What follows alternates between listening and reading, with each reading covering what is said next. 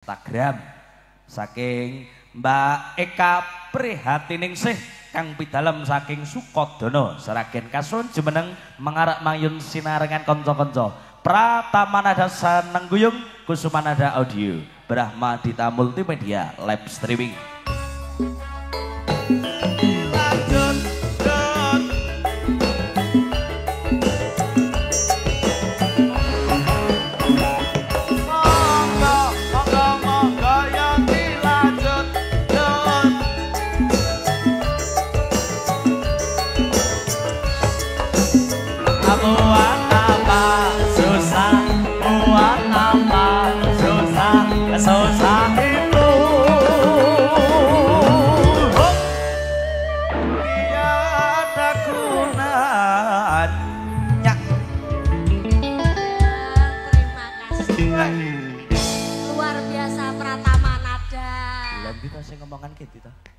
Dita sing ngomongan kendi. Oh iya bagus-bagus mbake yo PC.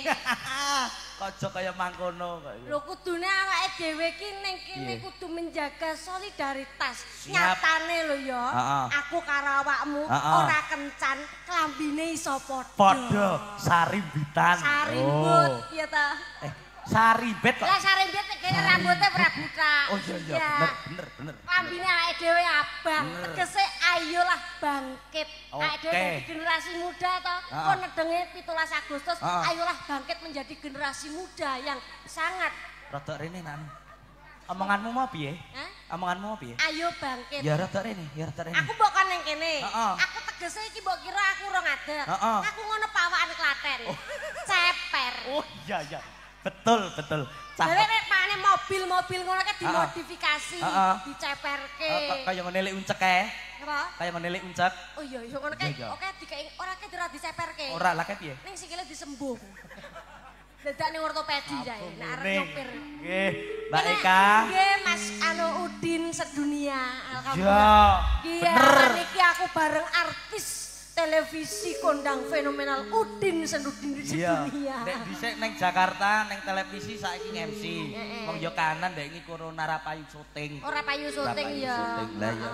Mbak Eka. Dalem Mas Udin. Niki ngeten, para tamu ki piye bulu ki gen pirsa. Eka uget-uget kuwi asline sing jenengke sapa? Coba diterangke. Menawi asline kan aku Eka Prihatiningsih. Heeh, nurut KTP. Nek uget-uget ning YouTube biasane kan nonton ngono aku dikeki judul aku yo gumun kadang. Ana sinden apa roll on ngono kae. Aduh. Presker piye roll on padake.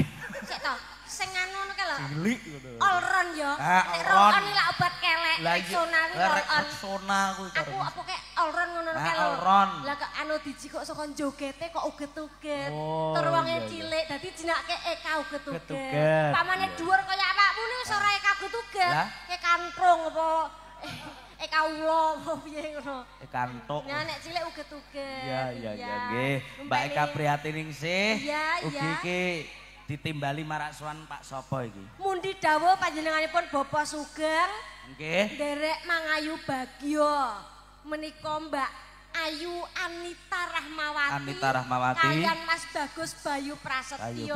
Putranipun Mbak Anita menika Bapak Yatno Ibu Mijem. Piye pituturmu ki piye omonganmu ki piye dicethake sik to. Iki ra mung trimo PC Mbak yo budhek barang.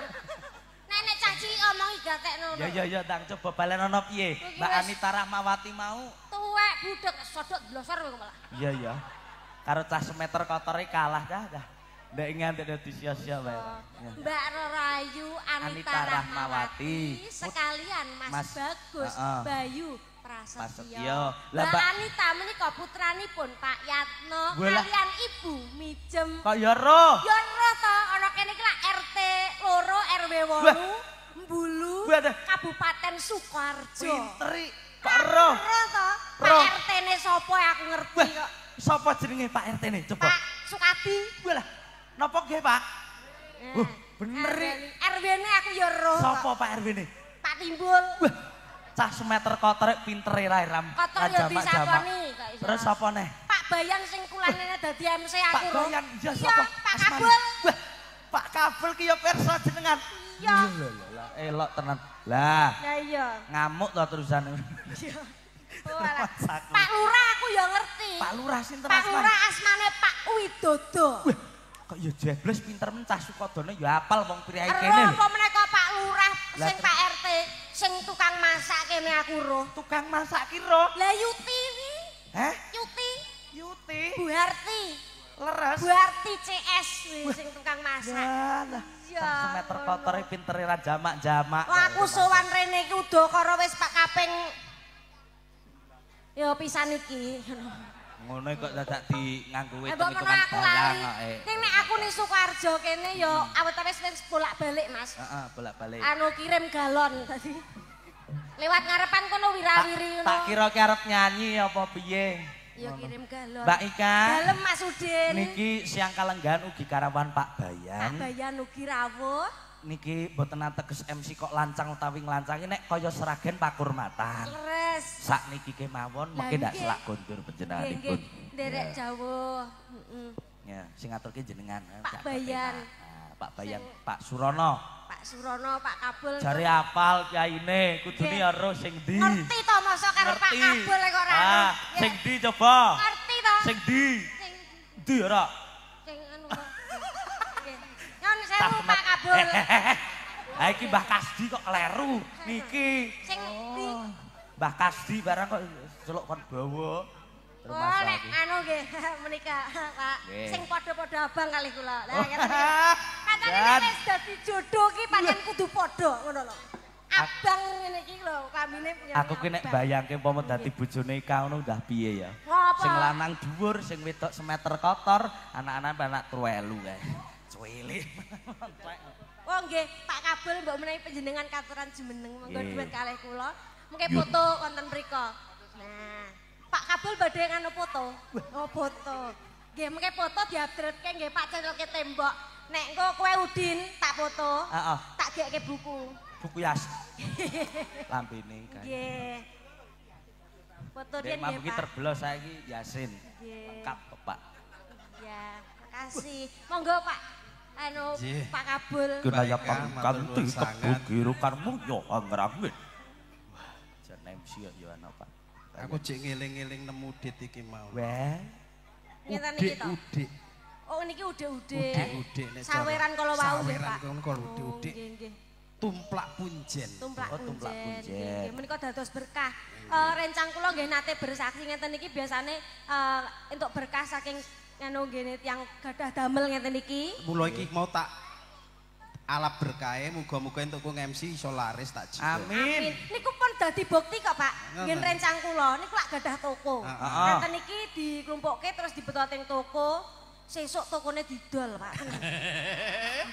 Ora gur ora. Padha wae. Langsung kabeh sak tokone payu. Ora gur bedino laris ngono ora. Padha wae. Sak tokone payu kabeh. Padha wae kok. Aku dhek wingi ya mboten numuk, mboten ujar Pak. Iya. Kula ten daerah Jumapolo mriku. Jumapolo. Blangkon kula niki dinyang Mang Yuto ra tak kene. Malah mbok blangkon kaya ngene dikekke ae. Teratak kene tenan. Lah wong sak ndasku kok. Potumen aku engko ngemsi karo ndas kirik ngene. Au. Mosok lho apik kirike lho malah.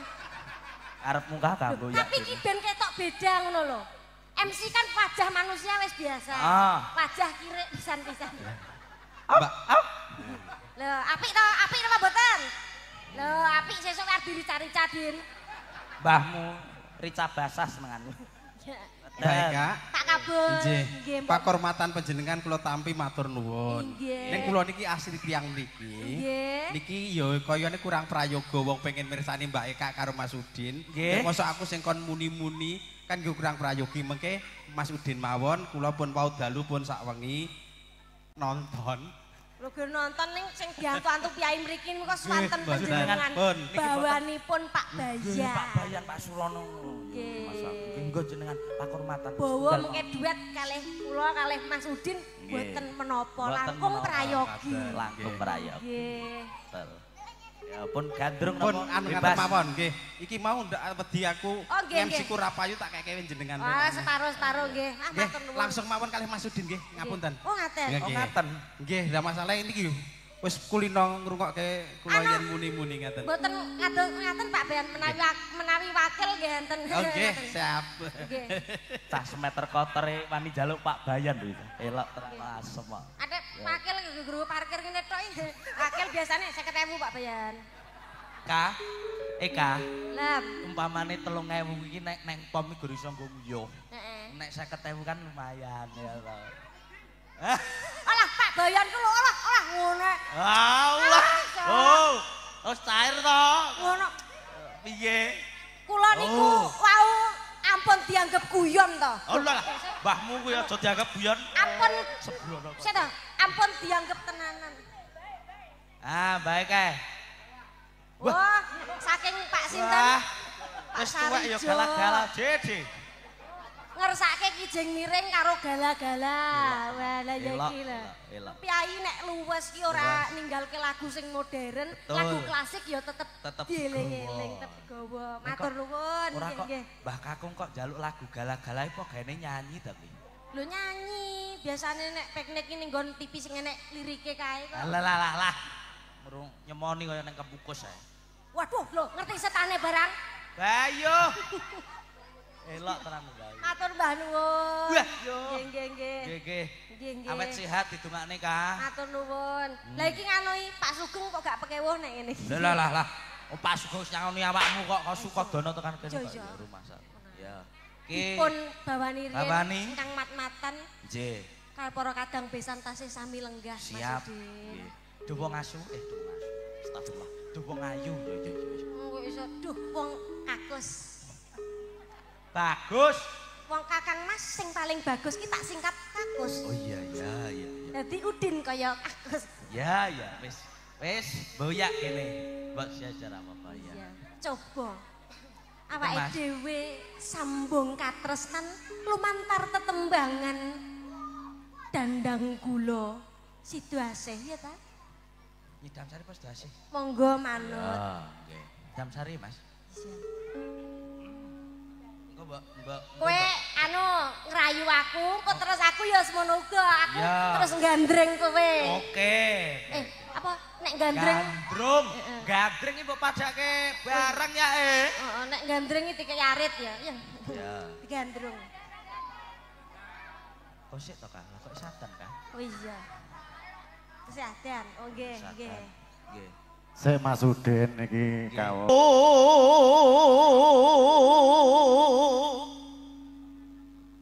Iki digandrung nek malah kaya wong jak gelut lho. Ya, Mlaku medeni lho, Bu. Oh, mlaku kok. Kuwi sinden kok gentro kok iso. Lah kaya kowe iki lho mlaku ya sing penak ngene kok rada nyingkup ngono. Ya wong jenenge wong lena ginawa mati ngono kae lho. iya. Dadi wong iki duwe ciri dhewe, ciri khas Ciri khas dhewe-dhewe. dhewe-dhewe. Kok ngono. Pepucaning ati ning Mas wong ayu. Piye Kakang Mas? Kaya ngene. Nggih menika wancinipun kirike nguyuh. Ana wong gandrung ya biasa kok nganti tremor Ekspresi. oh ekspresi saking senenge Saking kok senenge. karo awakmu. Saking Ya senenge. ampun, ya ampun. Sium malah. Bagus Oh, sih iya. kaya ngene lho. Iya. Tang dintang teh ding tak teng dintang teh ding tak teng dintang teh ding tang gitu cret. Jadi sing bintang tamu kowe lho. Iya. Ndak ileh to Didi. Iya, Mas. Kaya ngene wong nandang asmara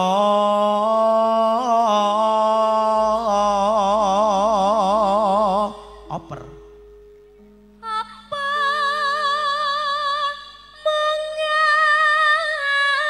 mengawakku dewe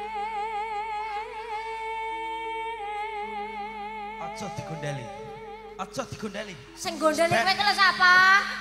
ora to Ora nek sing gondeli tangane mumpat koyo tak kira mbok gondeli kok rumah saku ya gandrung kok. Ya, terus ke Kak. Duh, dewa Jawa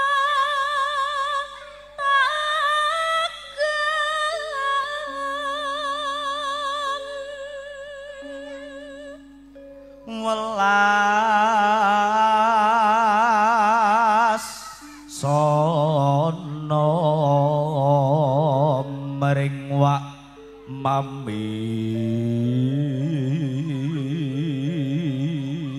Mas Udin yen diembake umpamane awake dhewe iki lak ya kaya Mbak Anita karo Mas Bagus bener Cahayu umpamane aku iki dadi kembang panjenengan mesti bakal dadi apa aku bakal dadi pot sing iso mayungi awakmu awake dhewe iso dadi siji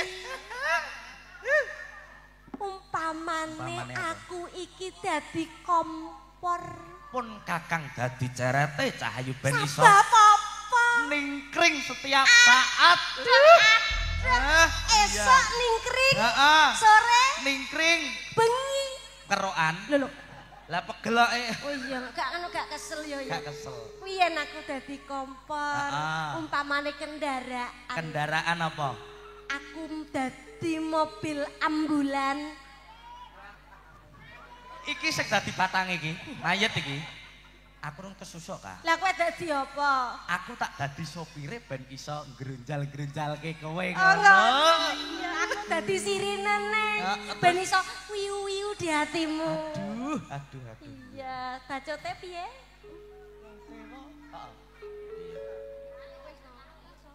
Dotewa wis ta besok kapan katakan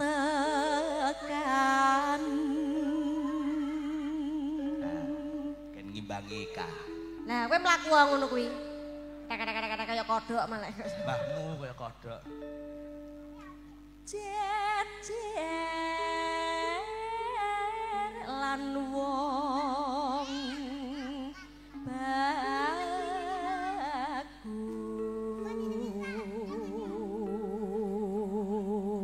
Nimas Seka iya piye Kang garwanipun Kakang sliramu njaluk Raja Branapa wae njaluk bondo donya bakal tak turuti aku mau siji Kakang Mas sing kudu mbok turuti apa ora ana liya aku njaluk siji apa matimu Kakang bojo kok kon mudar iku ya Nek ora mati maksudnya awakmu lereno turu oh iya aku tak sing genti nyambut gawe ngono lho aku duwe bojo kowe iki tetep tak mulyake apa wae tak turuti tetep enak arek dahar tak dulan iya arek adus tak dusi lah wis arek mati klamben tak klambeni iya arek mlaku ning ndi tak tuntun Kakang Mas apa piye dasare saking tresnaku iya saking tresnane umpama aku nyeluk sliramu ngono aku ngambung heeh yo Oh, nganggo cara. Nganggo ngene. Aku nek arek nyium yo ngene. Oh iya, pas.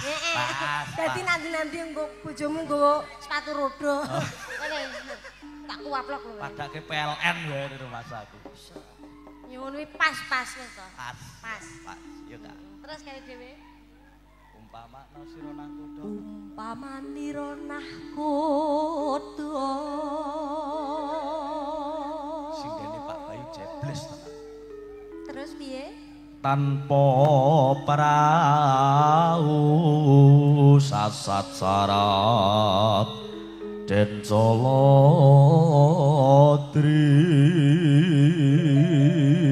Sing ki bareng ya. Ya, Kur.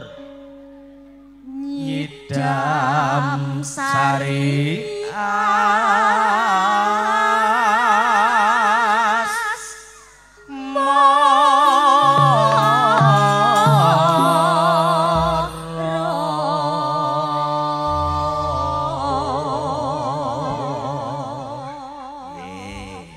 Mbak Eka, iki wae panyuwunan saking beliaunya Pak Agus. Pak Agus. Mengke ngersakaken Pudang Kuning kalih Capil Gunung sing ngendang Mbak Eka.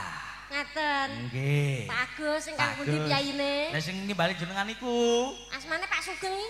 Oh, iya Pak Sugeng, Pak Agus Sugeng ngono maksudku ngono. Oh, Pak Sugeng duwe kanca Pak Agus. Agus. Ya. Ya lunyu kan kowe. Ya. Dibacotke ya. Ya dibacot. Sambung wanci dalu boleh? Siap. Sing gedhe Pak ngapuramu Kang Mas pemujanku jajan bang atiku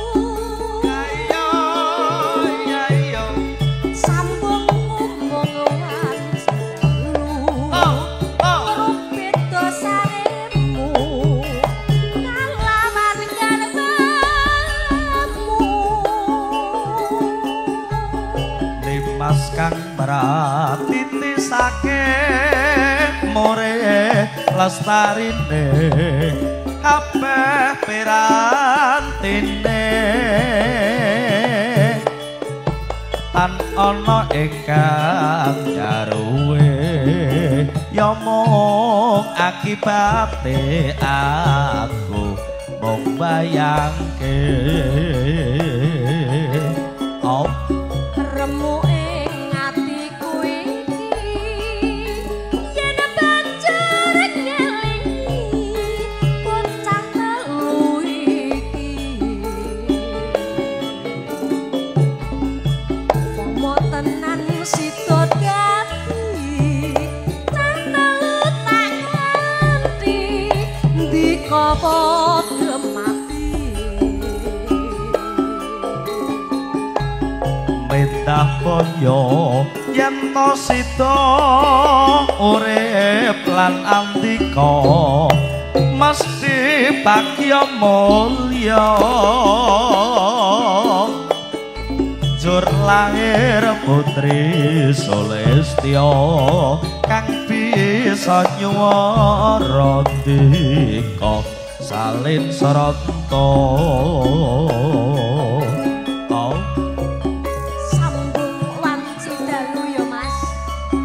diajak. Muga-muga aku kalawan kowe tetep sambung tumekaning puputing Yuswara nek bakal sing iso misahake. Saestu lho diajak. Iya, saestu. Oh.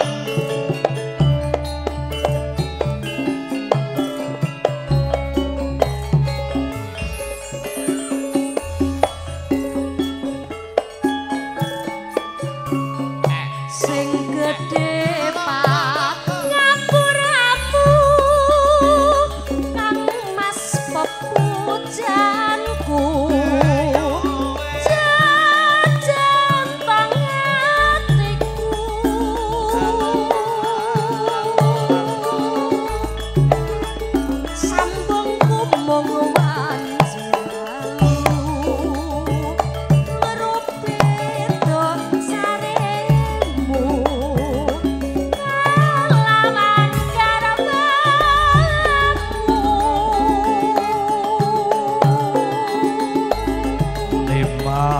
kang barat titisake more lestarine kabeh pirantine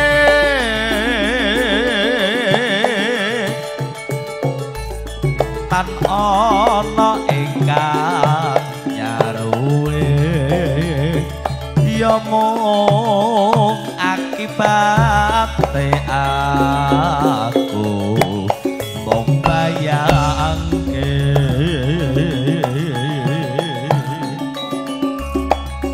remu ing atiku iki yen banjur ngelingi bocah telu iki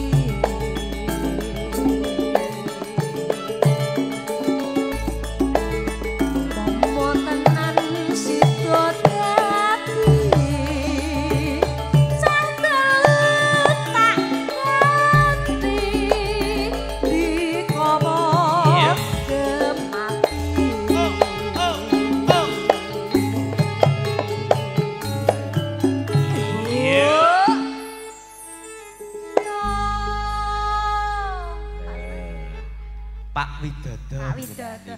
Aku sisan le sowan rene iki aku pengen ngerti. Lah iya. Yo nek Pak Dodo kaya ngopo? Awakmu lak engko bengi ora sowan rene to? Iya. Lah ya aku ya ora sowan rene. Lah ngopo? Lah ora enek campur sari kok bengi kok arep nanggap petek oglen apa piye? Nggih. Gari kerokan. Nggih, kula pengen ngerti yone Pak Lurah kaya ngopo. Jenengan Pak Lurah nun sewu pengen ngertos senggakanipun panjenengan yo ngeten Pak Lurah.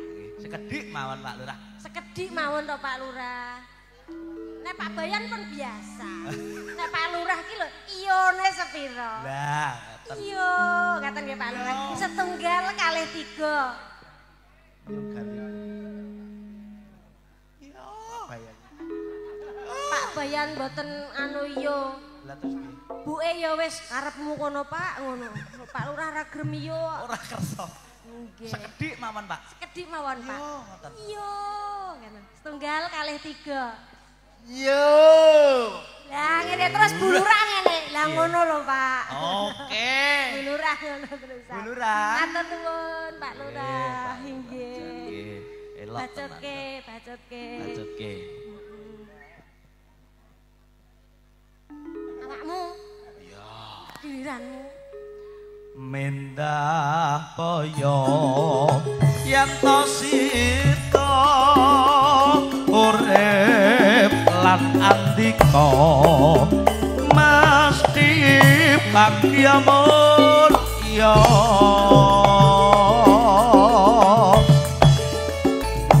jur lair putri Sulistya kang bisa nyuwara dika salin sranta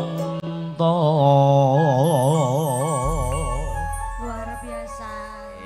Matur nuwun. Dek Eka uget-uget Mbak Eka. Nggih Mas Udin. Niki mbok bilih sowan kalih sing kagungan damel pripun Pak Yatno. Nderek panjenengan. Mas Udin, Mbak Eka, Nggih. niki suka parisuka disambung ing mangke niki kepareng kawula pambiwara nglajengaken tata laksita salajengipun. Nggih. Nyuwun pangapunten niki wabegen pikantuk pralampita saking Pak Bayan Surono tirosipun gringgingen. Nggih. Nah, dados niki nyuwun pangapunten suka parisuka paripaksa kula siget sawetawis. Nggih, Nyuwun pangapunten. Derek dawuh. Sik ya Mas Udin. Nggih, kepareng kelajengaken bupangan Daliwara wekdal sasana Pandaya katur sugeng kula kanggo pareng derekaken. Para pinisbu para inggih kakang putri, langgong-langgong keluarga besan sutresna nggih. Keluarga Bapak Surono darasan Ibu Ngatien jangkep para pangombong lan krawangsa. Keparenga kawula pambiwara nglajengaken tata laksita adicara pahargyan prasaja ing siang kalangan punika. Pahargyan wiwit purwa madya ngantos paripurna kados-kados sampun meh kapuraken saha kaparipurnan. Sepeda palih lumantar kawula hambuk bilih keluarga ageng panjenenganipun Bapa Winih dalasan Ibu Kasiem. Nggih nampi pisuwanan panjenengan kirang gupuh lungguh sarta aruh lumantar diri kawula keluarga ageng Bapa Winih miwah Ibu Kasiem nyuwun agung ing samudra pangaksami lan ugi kawula kang mongko pambiwara hambuk bilih kathah jijir cewete ngatur kawula ingkang singlar saking Reh Subasita. Bebasan waduk Gajah Mungkur Wonogiri keladuk ing ngatur mugya diagung ing pangaksami. Pinangka tandha paripurnaning tata laksita adicara mbok bilih ing mangke anak temanten kekalih sampun jinengkaraken saking sasana rinengga tumuju dhateng wiwaraning pahargyan prasaja saperlu tangkep asta saha anjekaraken keluarga ingkang kepareng kondur dhateng dalem suang-suang.